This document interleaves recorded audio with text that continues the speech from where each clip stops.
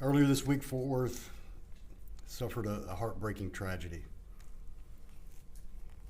It happened in one of the most historic and loved communities in Fort Worth. As you know, we had 11 people shot and 3 people lost their lives. And you know what? That's not even true.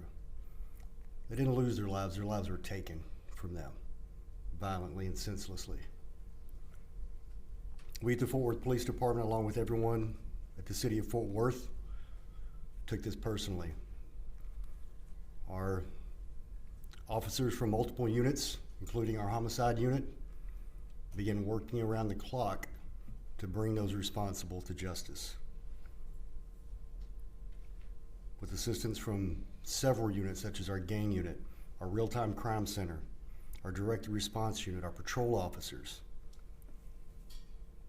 we are proud to announce that for the residents of Fort Worth, for the community of Como, and most importantly for the victims who died that day, Cynthia Santos, 22 years old, Gabriela Navarrete, 18 years old, and Paul Willis, 18 years old. We have made 2 arrests in this case. Today, Friday, July 7th, our homicide detectives arrested 20-year-old Christopher Reddick Jr. and 19-year-old Brandon Williams. Both are in custody at this time for murder. This is still an ongoing investigation, and anyone with any information, any video, anything that could be of value to the investigation, we ask that you call our homicide unit at 817-392-4330. I spoke with the mayor about this today and made her aware. She sent her regrets because of a prior family commitment. She could not be here, but she was thrilled to find out of the arrest. We had a meeting last night in Lake Como at the community center. It was a very moving meeting. It felt almost like a therapy session, to be quite honest. We heard about the trauma. We heard about the heartache. We heard from some of the family members of those who died that day. But we also heard about the resilience of the Como community, the resilience of the family that they are in that community, despite the tragedy of the situation, despite the young lives that were taken. We saw a community who, instead of laying down and giving up, stood tall, rallied around one another, and loved one another. And I have to say, it's been heartwarming to see the entire city of Fort Worth and the nation rally around the Como community, and we will continue to do so. We ask that you please continue to keep the loved ones of all of the victims, the Como community, the city of Fort Worth, and for the officers that responded that day, in your thoughts and in your prayers as we all continue to heal together. I'd be glad to take some questions at this point if you have any. Chief, what were the circumstances that both of these men were involved in? Were they shooting at each other? Were they shooting at other people? What do you know about that? That I don't know much about yet. We were just notified earlier today. As soon as we were notified, we wanted to get the information out. Our investigators are working on exactly what information they can release, but that I don't have at this point. What led you to these 2 men? The exact details, what pieces of evidence got them there, I don't know, but I can tell you this. Our gang unit worked really hard because we do believe this was gang related. From their expertise and their experience with the entire city of Fort Worth, we're able to work hand in hand with the homicide unit. We had officers poring over video over and over again to collect even the slightest bit of evidence they could to help them identify the people involved. So it really was a cumulative effort from many people within the department looking at every bit of evidence they possibly could. Chief, in the original press release you all had sent out earlier this week, you mentioned there were several unidentified suspects. Are there other arrests that are expected in this case? It's possible at this point. We have the 2 that we have confirmed that I mentioned that were involved, but we want to make sure we take every measure we can to take anyone else who might possibly be involved into custody as well.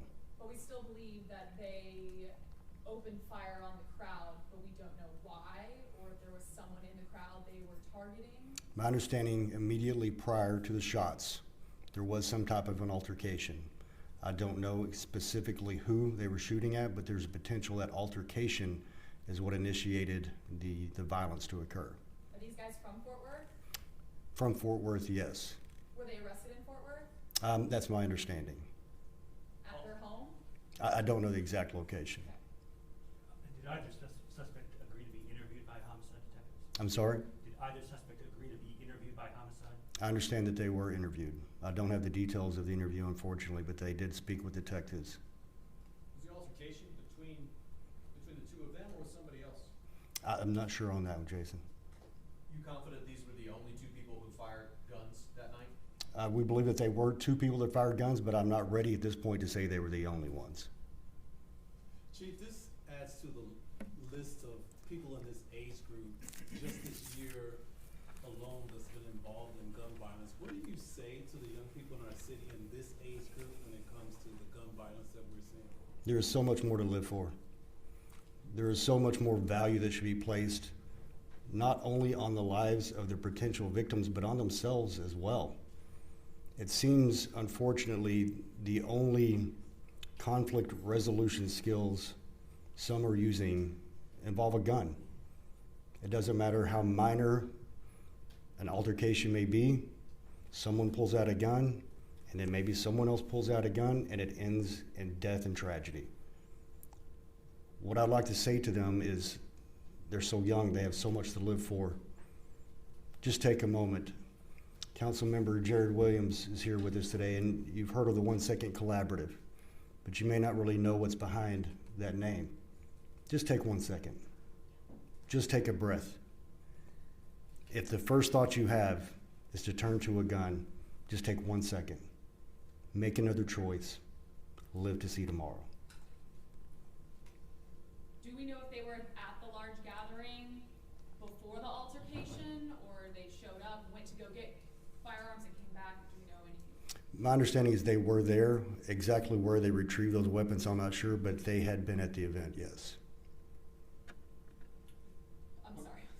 To the video, the surveillance video, I just want to make that clear. Did that help That assisted, yes. to getting these guys? Yes, ma'am.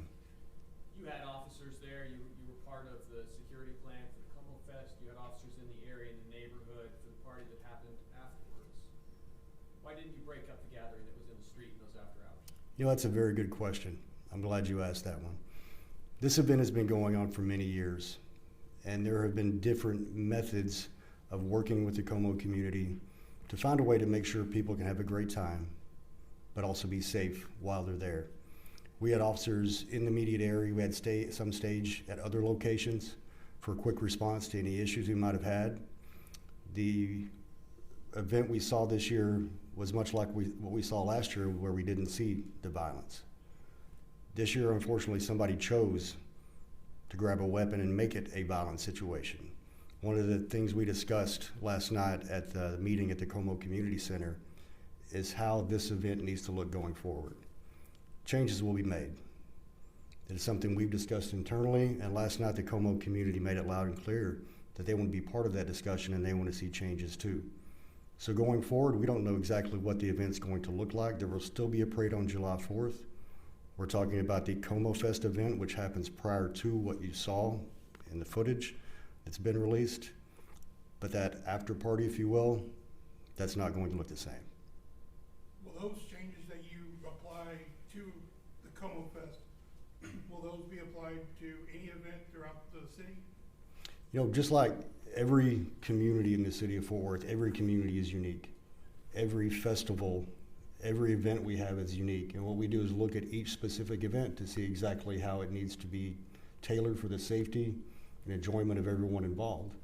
So we're not looking at blanket changes across the board. We're just looking where changes are needed. And right now we're specifically looking at what needs to happen in Como. Do they live in the Como neighborhood? That I have not confirmed, but we're working to find out. Yeah, based on the jail records, their zip codes are not in Como. So what do you say to the people in Como who want to have these events, who are concerned about people coming into the community and causing this violence? How are you going to keep them safe? That was another discussion we had at the meeting last night. It's been said over and over again. the violence that happened in this community was not necessarily perpetrated by anyone from that community. This event has been going on for years, the parade itself for 73 years. I talked with some other folks at a barbershop today, and they said this event started for the Como community, period. It was started for people who lived there to fellowship, to be around one another, celebrate their community. But I also heard, again at the meeting last night, not only do we see people from all over Fort Worth, all over the Metroplex, but they said there were people who came from out of state specifically to come to this event. Out of state. We want to allow the families, the amazing people of Como, to be able to have a party without people who aren't invited invading their community. We're talking with them already about steps going forward. We're planning meetings to determine what this best looks like. We want to protect the citizens of Como, not just their safety, but their peace of mind, knowing that it is the Como community that's celebrating, and not necessarily people coming from outside of the community who have ill intentions when they arrive.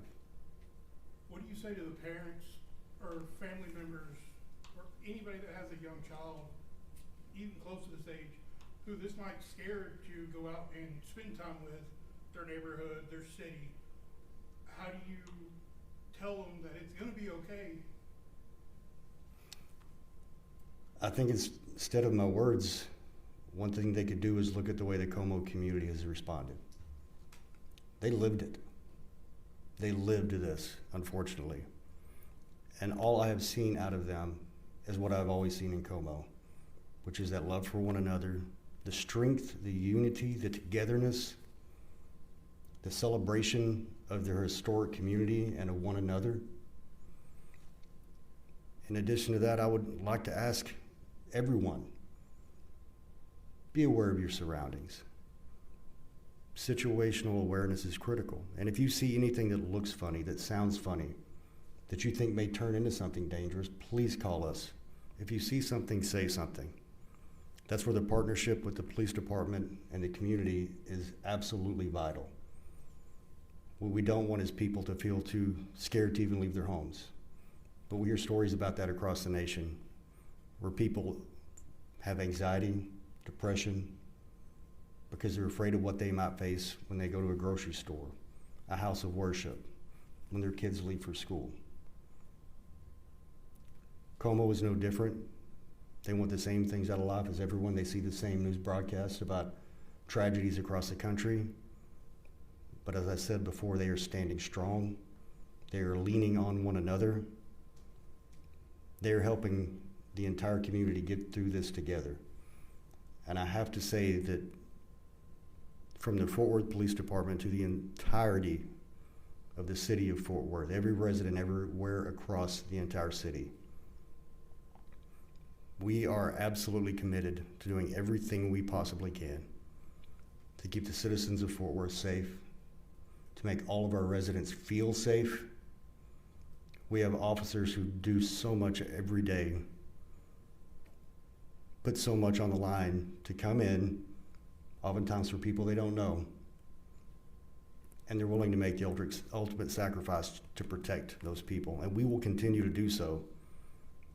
Our job is not done, obviously, but we are on the job, and we will continue to be on the job. Chief, you visited the barbershop. Can you tell us why? What made you go to the neighborhood? Why? What did you do that for? The reason I went to the barbershop, this one wasn't even in the Como community. We have a program called Shop Talk where we go into barbershops, we'll go into salons, and we have conversations. And today the topic was Como, and that is exactly what we talked about. And there were several people in there who either went to Como when they were young, many, many years ago, lived in Fort Worth all of their lives, and they talked about how heartbroken they were, and talked about the fact that when they went when they were younger, it wasn't like this. And they don't want to see it continue to be this way, and neither do we. Let me take one more question. Are they known to Fort Worth Police? Are they known to you guys? I have had some with Fort Worth say they are familiar with the names, yes. Can you update us on the status of the officer involved shooting from Wednesday morning? Do you plan to release that video soon? We're hoping to release that video early next week. We're still compiling some information, but the plan is the early part of next week. Listen, thank you so much for coming out. This is an important, as tragic as it is, it's an important conversation to be had. It's an important topic. We are happy to say that we made these arrests, but we're sad to say they were necessary in the first place. God bless all of you.